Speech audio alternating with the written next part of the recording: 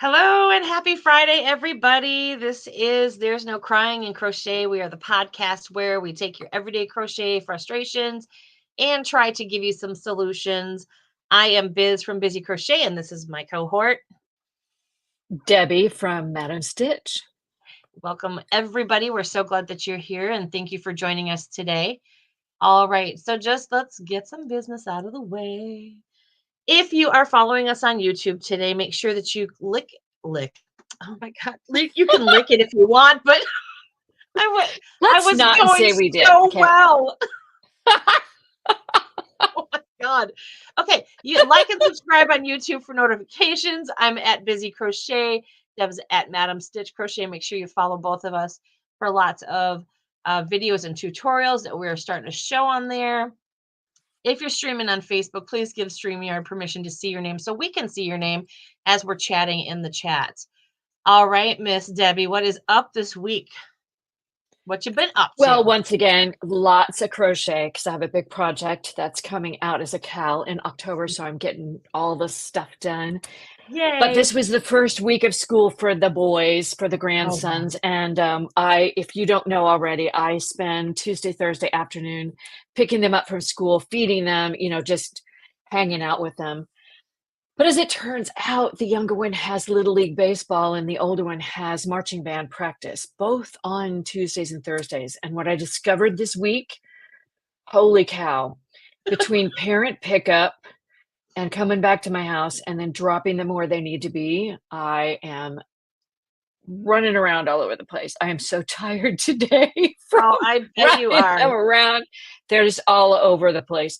But you know what? I wouldn't have it any other way. They're such cool kids. And, we've already seen our first Little League game for the fall. So it's just been a really fun start to the school year. But of course, I'm behind on my work, but that's all right. I'll Yeah. catch up over the weekend. Well, and now Oh, that and I'm kind today's of, Daisy's birthday. oh, happy birthday, Daisy. Yeah, Daisy's my the little puppy dog. My puppy dog. But being freshly part of the Grandma Club, it is such a privilege to be able to Yep. spend that time with them. And I was telling you, because I've had a rough week getting my work done too, because I said, there's this baby vortex in my house. Like I pick her up in the morning and then all of a sudden it's 3 o'clock in the afternoon and I haven't gotten anything done because I've just been loving on baby all day. So I've got to stop doing that. I've got to actually be productive. So we'll see how that goes. But yeah. Uh I know that I had briefly mentioned last week that I was in pivot to change my schools. I am completely signed up at Southern New Hampshire University. Yay! For my bachelor's instead of the local college for my associates in the same degree. So I'm actually kind of digging that it's a one step up as far as my degree is concerned. And I only have two electives that I have to finish, which this week is starting English and history, and then I get to just jump right into my degree. So I'm really excited about that. And other than that, it's really just been that and Baby Vortex is really that's all I've been doing. Yes, but you also changed your office around. So everyone look at her Oh, I did. background. It's very Mhm. yarny, I very flipped yarny. it so that you don't have to look at my stupid calendar anymore. We don't mind. Ah, yes. So, but I just, I got tired of having my sloppy background and I thought, I've got this beautiful yarn wall on the other side of my office. So I asked Tony to help me on Saturday just to my desk is in an L shape, so we just flipped it and went the opposite direction and I actually kind of like it better because there's more space. Perfect. Yeah. So this week, though, we are going to be talking and continuing our conversation about Granny Squares. This is the last of our Granny Square episodes because it's the last Friday in August, and that has been August has been Granny Square month for us. So this week's topic is going to be Granny Squares versus motifs, but not really a versus, but are all Granny Squares motifs? So that's a Are whole all conversation. motifs granny squares? The That too. great debate, right? Yes. So we are going to I did going off of our notes, what is a granny square to you? And that's going to everybody. So like, feel free to Right. throw it in the chat. What is a granny square to you? And so, Right. When someone says granny square, what do you think mhm, of? yeah, Right. yes. So what do you think of, Deb? Well, as you may know, I'm a purist. And Mm-hmm. when it comes to granny squares, I'm not a purist in my entire life. This is not how life works. But as far as granny squares go, I'm a purist. That means a true granny square is one that is the traditional basic. It's 3 double crochets worked in the spaces, and there's not a whole lot more to it than that.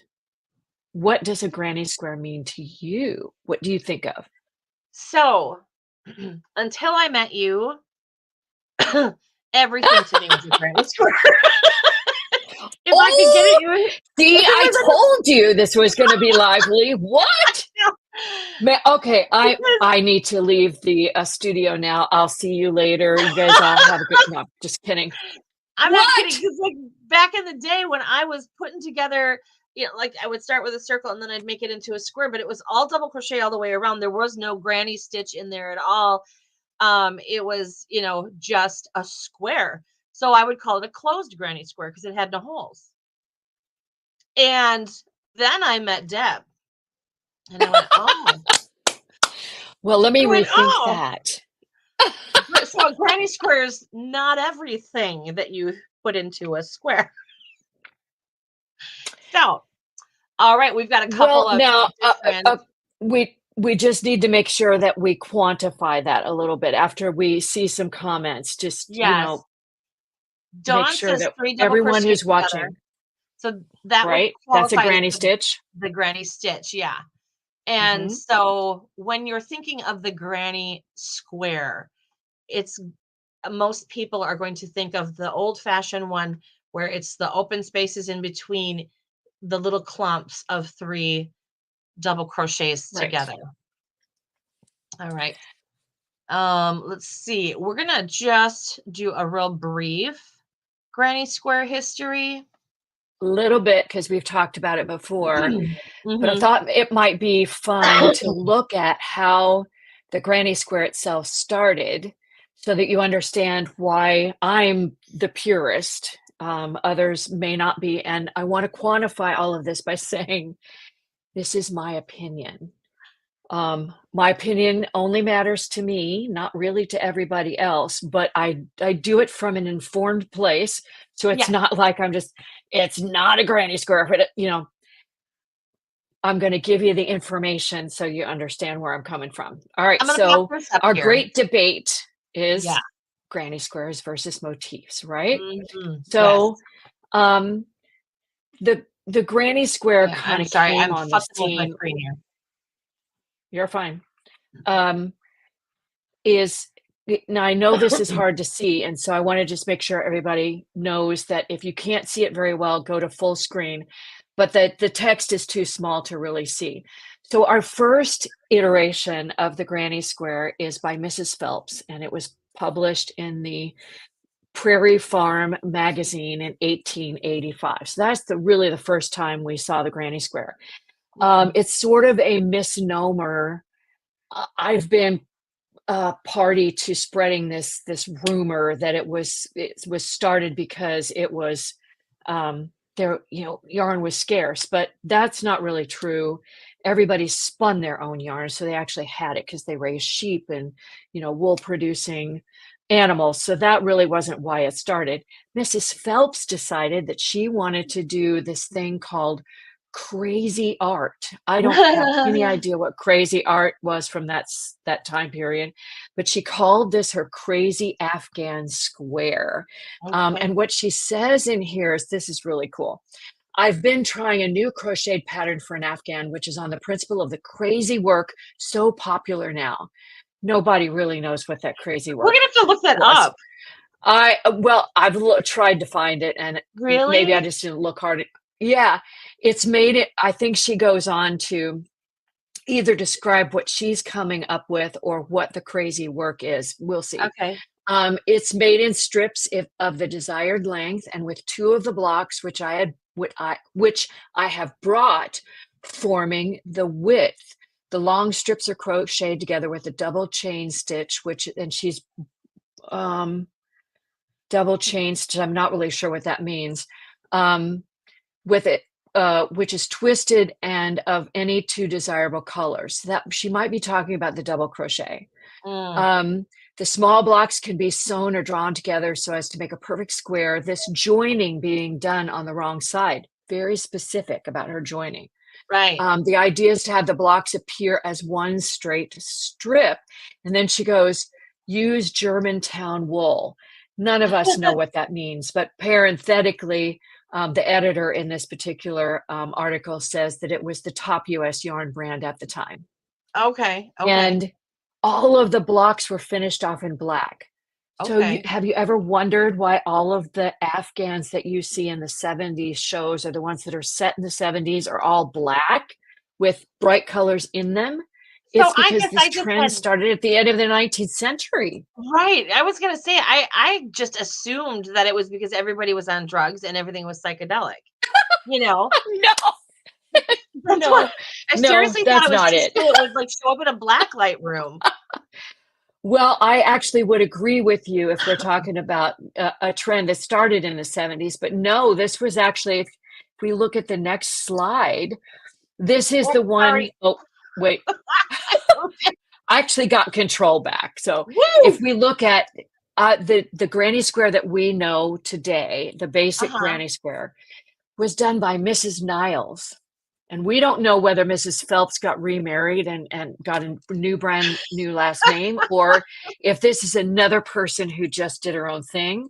But this was published in The Art of Crocheting in 1891. And this is the one that we kind of know from today. So all groups of 3 double crochet. Yeah. And Mrs. Nile was the one who said in some article that all the squares had to be finished off with black.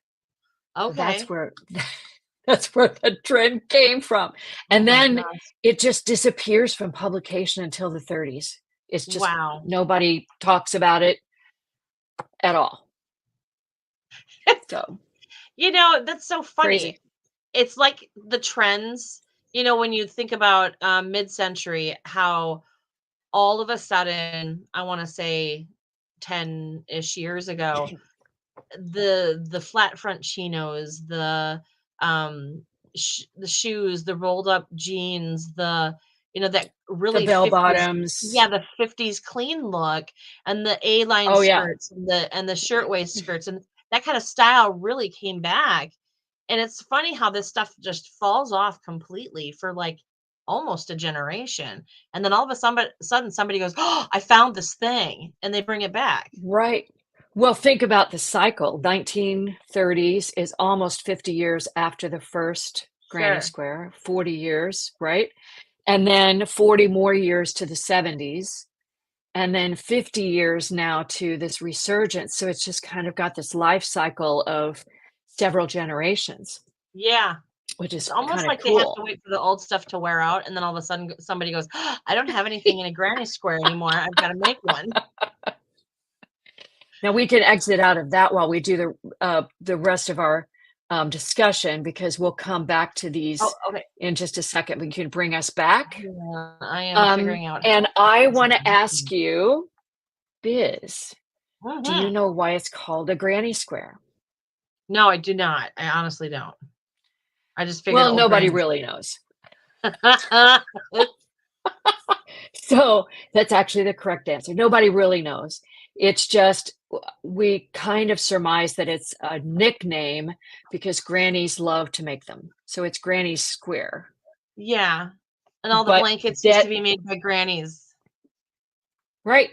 Mrs. Phelps and Mrs. Niles did not name it the Granny Square. That's not how it came on the scene. Just saying. So. Oh, okay. And you know what? That is actually a question I missed. So I'm just going to hit it so that I can say I hit it. So what is a crochet motif then? Well, actually, a crochet motif can be any small piece, regardless of its shape, that's sewn into a larger project. So you can do circles, triangles, squares. In fact, we were talking about books. I have Yes. this one. And in it, it has, if you look at the back, it's got stars. It's got, Yes. oh, here we go. Hexagons, circles, all kinds of things. So motifs are smaller pieces that are sewn Mhm. into a larger piece, like a blanket or a garment or a scarf or anything. Mhm. And so I would think that just saying you've got a pair of ripped jeans, you could take a little motif and sew it as a patch over your ripped jeans or something like that. You could do it with granny Exactly. square too, but I always Mhm. think of oddly shaped things going in stuff like that. Have you ever Yeah. seen people take all of those really odd shapes though and put it together like a free form? Yeah, well, freeform crochet is a thing. I've never tried it. So Me I either. would think that would be a form of freeform crochet where you just took a bunch of shapes and then crocheted them together as the Mhm. spirit moved you.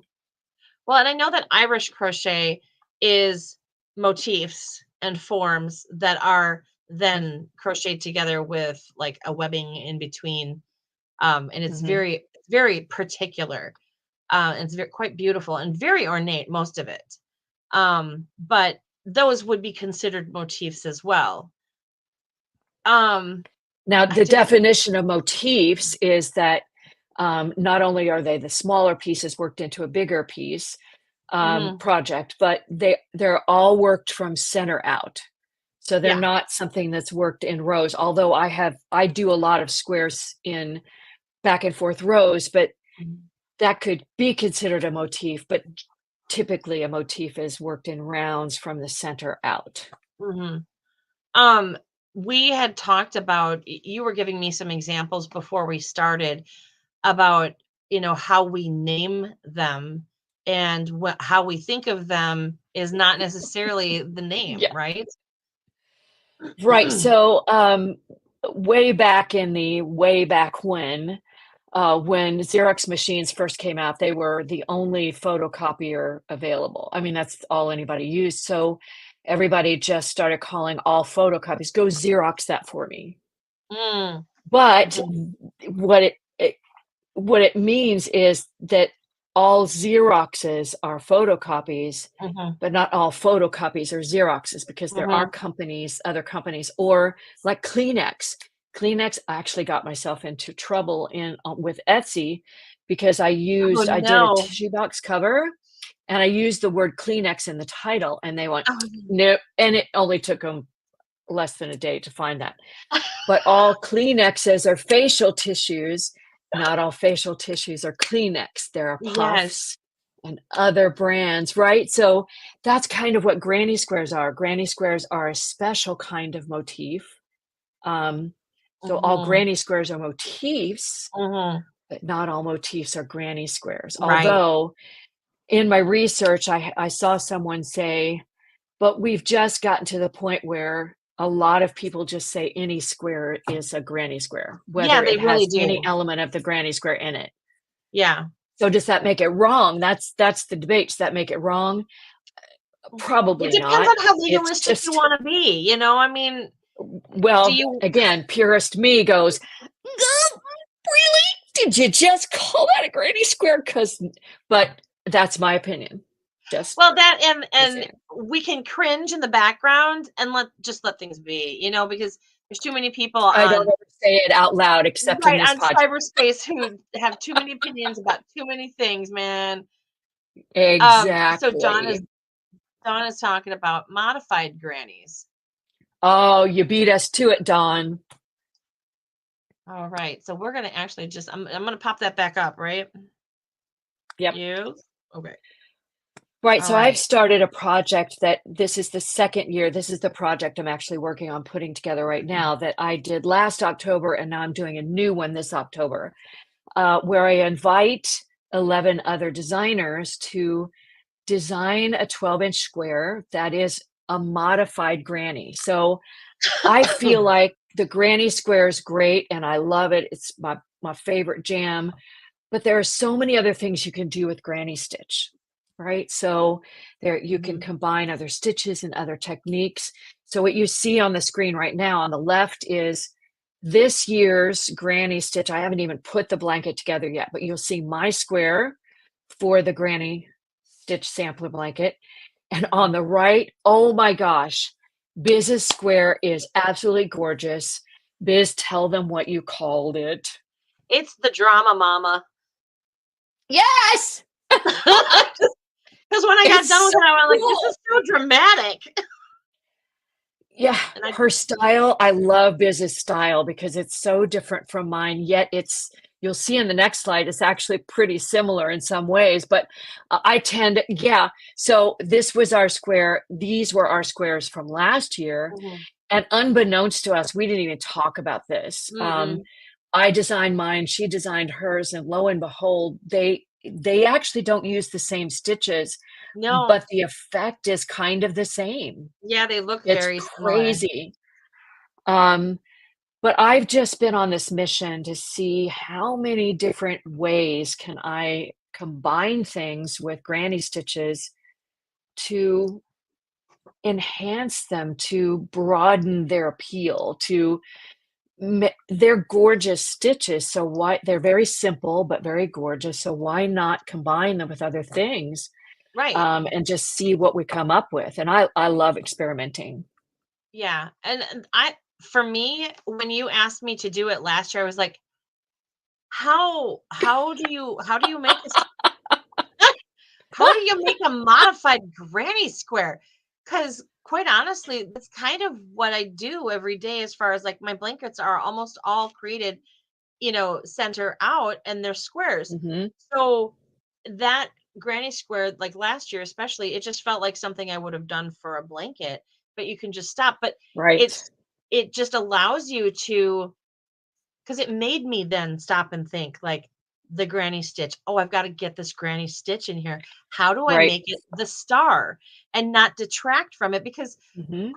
quite literally, the granny stitch is very much the workhorse, like the workhorse Yep, of a design because it has some it has some flair to it with some holes in it, but it really isn't super fancy. You know what I mean?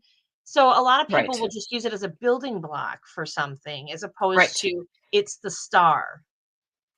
Well, there's a reason why a lot of crocheters start their crochet journey with granny squares because even though the concept of working in the round and stitch counts and all of that stuff can be daunting when you're a beginning crocheter, Mhm. if you do enough granny squares, you learn even tension. Mhm. Your double crochet is the boss. Oh yeah. And chains, figuring out how to make them the right tension so that Mhm. the spaces create a square rather than something that's a Yes. different shape. It's just a workhorse, you're right. And so I've been amazed at some of the ways that my colleagues in the crochet design Yes. industry have taken that granny stitch. For instance, one last year, it was nearly the death of every maker of the granny stitch sampler blanket, but it was so totally worth it. One of my best friend colleagues in the business, Erin of Juniper and Oaks, is a Mhm. mosaic crochet specialist. Mhm. Last year, she figured out a way to make a granny square in mosaic. She took the granny stitch and made it mosaic. And it took me a hot second to figure it out. I'm not going to lie. It was a difficult square, but when I finally figured it out, oh my gosh, it was ridiculously cool, Yeah. which just proves Okay. that you can do it. There are so many techniques. No one would ever think that mosaic crochet could combine with a granny square. I would No have one. never thought of it because as it is, I have a hard enough Erin did time it. wrapping my mind around how to do mosaic. I mean, like I get the idea of it, but I for the Mhm. life of me, I cannot figure out how to like do a pattern of it because I can do other people's, but I can't do my own. I just can't wrap my brain around it. No, I'm not gonna spend the time because Erin is just too good at it, so I'm just gonna Right. let I mean, her you might as have well go to the the stores, right? mosaic.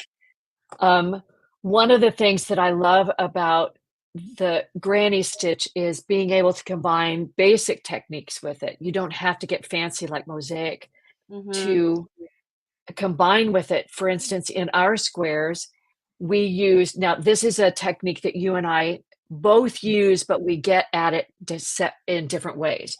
Yeah. You do a single crochet, a back post single crochet, and I Mhm. use a third loop Yes. single crochet to Yes. get that loop that turns over, and it creates this really cool pattern in the square. Another one that I love, and you actually do this, I think you could do this with, you do this in your square, Mhm. are the is the spike stitch, the leaf stitch, Mhm. going down and combining that with what's below, Mhm. and front post stitches, Mhm. extended front post stitches, Mhm. are really cool for I have a blanket that I use a front post or an extended granny stitch. I don't use front post, but I extend the middle stitch down to 2 rows below, and it Yeah. makes it look like a flower in the center of the granny Yeah. square. You can it's a wonderful place to combine stuff, and I double crochet is probably my favorite of all of the stitches just because for me, it's like I have a friend who is just obsessed with half double crochets, and I get it. They're cute. They're fat, cute little things. But I like the double crochet the most because I feel like it gives me the most space to work with. I mean, like single crochets, I Mhm. can't, they're hard to go around. You know, if I want to go a Right. front or Yeah, yeah. back post, the double crochet is just the perfect size. Yeah, it is.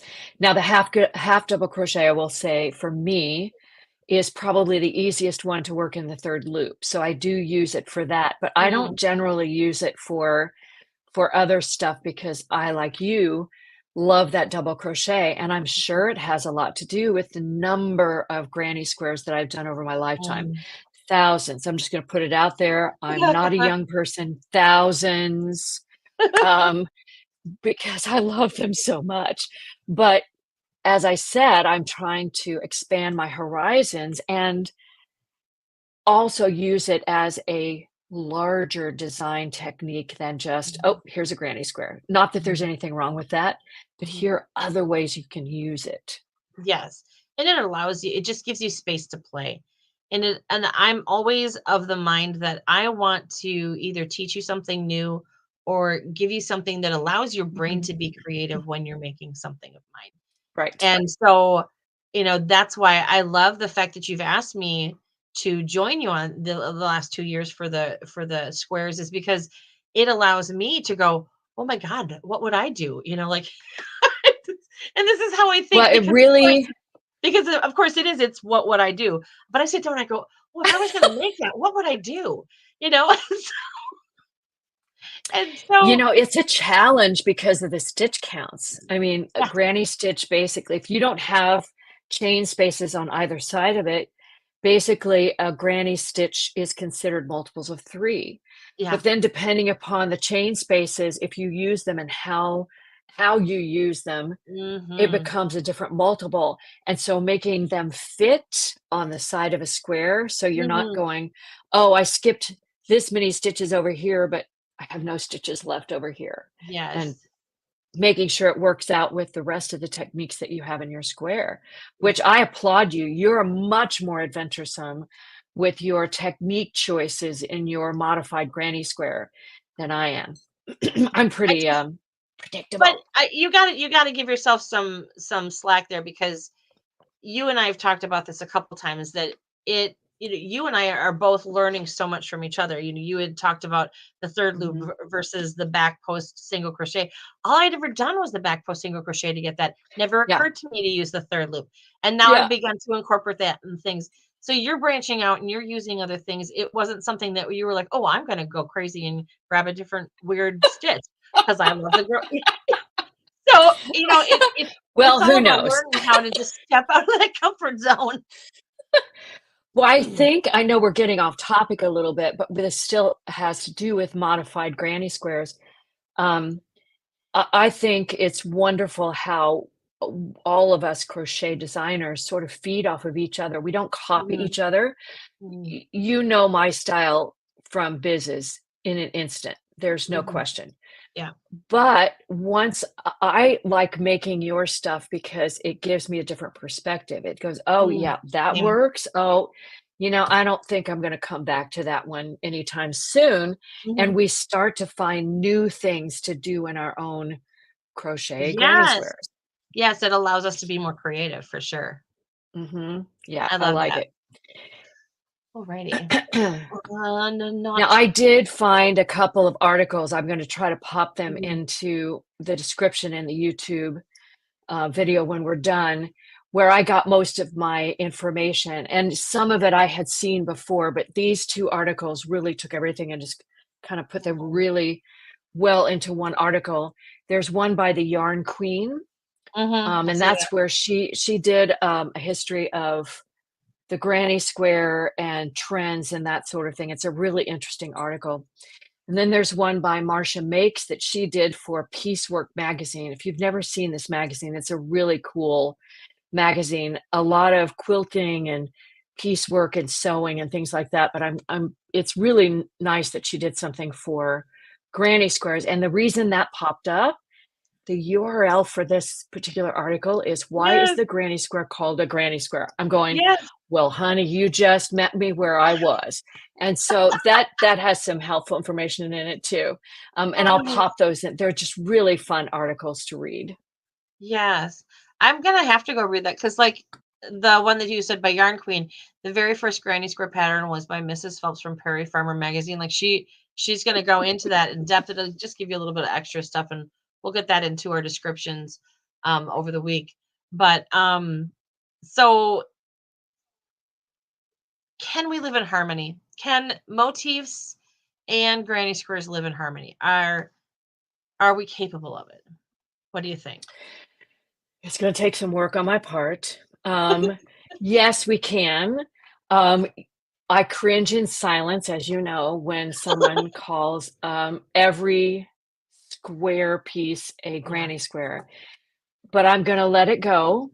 Like I said, these are all our opinions. This is Yeah, not and the that's all they industry are. standard. Yeah, it's not like someone on an industry standard panel went, "Nope, that's a granny square. That's not. I don't know why you're calling it that. Stop it." We're not the granny square motif police here. Yeah, Um, stop so it. it's just my opinion, but all that really means, I might judge you in silence. I'm just gonna say I might judge you in silence, With but I love, will just never love to say it love. to you, but out of love. But what you won't see is you won't see it in my work. Yeah. So my work will either be a traditional basic granny square, or it will be a modified granny square, or it and I actually don't do motifs because that's just not something I'm interested in. Mhm. So, but you do motifs as Yes, the start of your square yes. blankets. I start with circles. I start with everything. So I've literally started with little medallions in the center and then made a whole blanket out of that. So Yep. yep, it just depends on what your level of how much crazy do you want to do, and how much do you want to push yourself out of a boundary too. I mean, because Mhm. it's all about Mhm. pushing ourselves and becoming better at what we do. Yeah. And the only way that we do that is by just trying new things. So, all right, I think we So can I live in do harmony. think that, well, we can live in harmony. I like it. I hearken back to the statement that all Kleenexes are facial tissue, not all facial tissues are Kleenex. Yes. Just, So all that's motifs are not I'm granny just squares. gonna well, in my humble opinion, but Yes. if Because you it was wanna kind of the if question. anybody wants to if anybody wants to call their motif a granny square, I am not going to be that person. Oh my goodness, I'm not gonna be that person on social media who goes, "Why are you calling it that? It's not that." It's just because I'm not the queen of all things granny square. I am not. So, That and you do it just you, isn't worth it. It is not worth and being that it's upset not over a granny nice. square. It's totally not nice. I All right, like my to be lady. nice. We are going to move along because I think we have covered the granny square We with did our it. love. Yes. All right. So, what have you been watching this week? Oh my goodness. We found a brand new baking show. Other than kind of catching up on network series that are going to come back in October, and the Phillies are finally winning again. So, other than that, Mhm. on Netflix, which I only get to watch on the weekends, um, we found a new baking show called the Blue Ribbon Baking Show, and it's based on the state fair. So I grew up in Missouri. You're from Wisconsin, right? Yes. Um, where state fairs are like the be all end all. You go, the Northeast tries really hard, but it's not like a good old fashioned Midwestern state fair. I'm Yes. sorry. But you Yes. go to ride the rides, to see the farm animals, but you go to eat the food, Uh-huh. cotton candy, hot dogs on a stick, all that. And this particular baking show is challenging. It's just like the British baking show where you challenge a group of bakers to Yes. do a certain kind of bake, but most of it is cakes. These people have all been blue ribbon winners in their respective states Mhm. where Mhm. they're from. And Mhm. these people Some are have like some grand mad champions. skills. They're grand champions. They have mad Yeah. skills. And I love it because first of all, it makes me think of growing up in Missouri and going to the fair, but it Yeah. also these people are so crazy talented and the judges are so good at Mhm. one of the judges is a former pastry chef for the White House. Um, one of them has a bunch of pastry books out. They're just really talented people who Sandra are Lee, judging it have too. if you've ever heard of her, she's got a lot of cookbooks out on quick meals, and for whatever reason, I used to collect a lot of her cookbooks, but you saying that, that was part of my baby vortex yesterday. Stephanie put on that show, Did and you we just watch sat it? there and binged it. Oh Yes. my gosh, are you serious right now? Oh my gosh, it's Yes, it just was so so good. good, so good. Yes. In a big old barn. Yes. Have all the with these big bright colors, old-fashioned looking, Yeah. appliances. I'm like, "Oh gosh, this is just so cool." And I think if I'm looking at this correctly, they actually set up a faux fairgrounds outside the They barn did. to make it look like oh, it's just so cool. I It love is, it. it's very fun. And Mhm. I think the thing that I liked about it, because I like most of the baking shows, but so many of them follow the same format and it's the same thing over and over again. And this one is just different. And it's very fun. And they're not doing the same bakes that every other single show is doing. They're Uh-huh. taking and making really interesting um, challenges and stuff like that. So I think that's what I enjoyed the most about it. Yeah. So that's basically what we've been watching, and the only reason I can only do that on a weekend is because I don't subscribe to Netflix, but my daughter does. So when Mhm. she's home for the weekend, um, I get to use her account. Yeah, I know. I use No my daughter's pirating too. here. Just But, saying. What have I you been watching? other than the baking show yesterday, we've been doing a lot of Everybody Loves Raymond, that's bedtime TV. What else?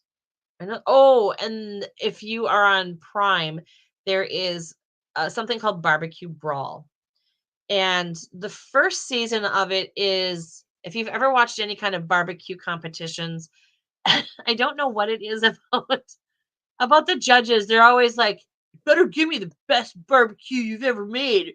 And it sounds like they're gonna come over there and rip your arm off and beat you with it if you don't. Well, it almost sounds like WWE for barbecue. It is, and so the first season, they've got a couple of barbecue masters as the judges, and that's kind of the way that they talk to the people, and it is just so aggressive. And that one didn't have a lot of episodes, but the second season starts the fun version of it, which goes for another two. It's still going, but it's got Carson Kressley and Brooke. I can't remember what her name is, and then there's another guy who's a barbecue master, and they're just more fun personalities. And it's Bobby Flay and Michael Simon started, if you watch any of the food shows. And then each season they bring in a different kind of celebrity cook or chef, and then they work in teams. And it's Mhm. so much fun. The only thing that drives me crazy is Bobby Flay wins everything. I swear to God, it's rigged because he's. I'm sorry. I look at some of the food and I go, that other person's was way better.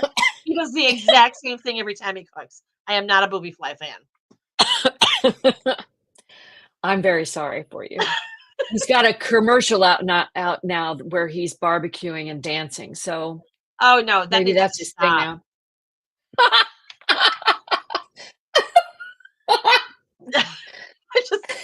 I don't know what it is. All right. How do you He's just really feel about Bobby Flay? I know. I always go overboard. Sorry. Sorry if I offended anybody who likes Bobby Flay. Okay. Well, it's, the same kind of discussion we had for our episode today. It's like in, in silence, we say, Exactly. Yes, I have no opinion about Bobby we Flay. think it. Too late. It's out there. He blasted it all Too over the late. internet. Oh my Yeah. gosh. Did you see what they said at the end of that episode? Oh my gosh. I know. And whenever you get the internet trolls and they're like, yeah, well, what were you doing on your couch? You weren't out there making the food. You're right, I wasn't. It's not my passion. And I Oh still my have an opinion about it. gosh. Oh my gosh. You're killing me. Oh my God. All right. We should probably We're tell fine. people go. Oh, we'll continue this discussion on our own. That was awesome. No, no, thanks everybody for hearing us out about this Yes. great debate, the granny square versus the motifs. Um, it's really not a debate. It's really not a big deal. It's just it actually helped me to do research on it. But you can have your own opinion, and we will Absolutely. gladly accept that. And we will support you 100%. Exactly. Now, next week, hope you guys come back. We're going to be shifting our gears just a little bit. We're going to just kind of have some fun in the month of September, just because we've been so focused on, themes, and we just don't want to overdo it. So next week, Friday, Miss Deb here has got some fun stuff planned. What is our topic? Oh, wait, is that the one where we're doing, is it National Read a Book Day? Yes, it is National Book Day. Yay. Okay, which means this weekend I got to I read all the time. This is not an issue. I have a book by Sutton Foster called Hooked. She wrote a book about her life and how crochet saved her life. I started following her on Instagram, and she keeps posting about projects that she starts when she starts a new show. Oh, So neat. yeah, so I'm going to try to go back and read it again before next week's episode. And we're just going to be talking about Yeah. crochet for book readers and um and what our favorite books are and what our favorite genres are, that sort of thing. Yeah, and just so I'm just getting out my planner here, just so you guys have an idea of what we're going to be tackling in the month of September. We're going to be doing an episode about some Halloween and spooky stuff. We're going to On do Friday the 13th. and we're going to do some crochet skills this month. We're going to be talking about frogging specifically. And then the end of the month is National Ancestry Day. So if you've got a story that you would like for us to share about how you got started in crochet, and we'll be happy to talk about it. So make sure you email either Deb or myself. And Mhm. you can find that information on either one of our websites. And just let us know, how did you get started crocheting? Or if you want to reach out to us on social media as well, we're always there. Mhm. Um, Yep. but yeah, I think it's going to be a fun month. I do too. All right, everybody, you guys have an amazing weekend. I'm going to let you go. We are going to stop the crazy and go have a soda. Sounds good to me. Bye.